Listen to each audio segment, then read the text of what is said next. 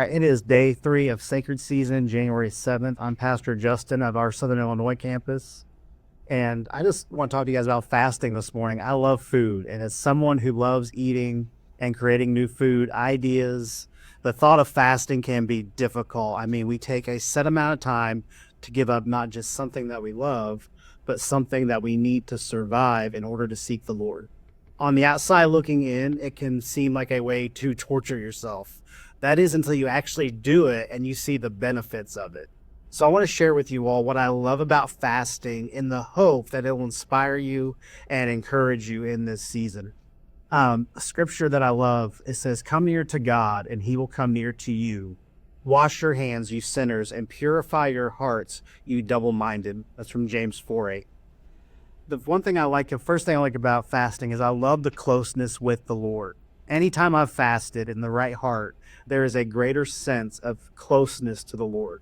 Even if I'm not feeling a supernatural high like I would during a powerful worship service, you just get the sense of just how near he is to you. I've learned that God is not distant. He never leaves us or forsakes us, right? The problem is that we are so often unaware of how close he is. And I feel like when I fast, a veil is removed and I'm awakened to the reality of just how close he really is. This verse tells us that when we draw close to God, he will draw close to us. Fasting is a declaration of, "Lord, I'm here and I'm available because I want to draw close to you." The second thing is I love the blessings and the breakthroughs that come. As if his presence isn't enough, there are also the breakthroughs and blessings that we receive during a fast. Last year, I devoted 40 days to the beginning of the year of fasting and prayer. In that time of 40 days, our family received the news that we were pregnant with our son after having a miscarriage the year before.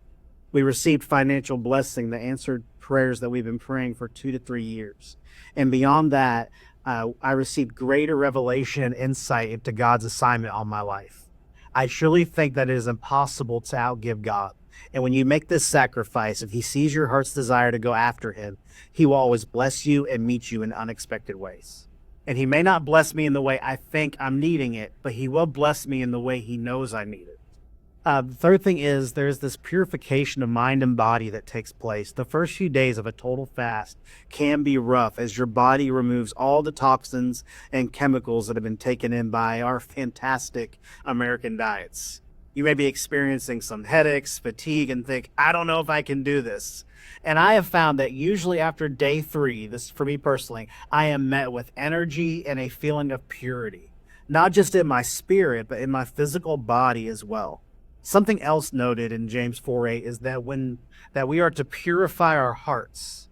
Fasting purifies our hearts. I find that when I have fasted in the past, I have attempted to justify compromise during the fast. If I'm doing a liquid fast only, I may say, "Hey, if I take that Snickers and blend it up in a blender with some milk, then it will still be in line with my fast." And I find that the ease in which I compromise during a fast is often an indicator of how easy I compromise in other areas of my life. Fasting will expose double-mindedness in your life and reveal the areas where you're willing to compromise. When I fast, I also tend to cut down on the media I'm consuming, and along with that comes purification of the mind. I'm not cluttered with negativity. I'm listening to more sermons. I'm listening to more positive podcasts. I'm listening to audiobooks, things that fill me with the wisdom of the Lord. And many times I hate the idea of breaking the fast because the season of dedication becomes so precious to me.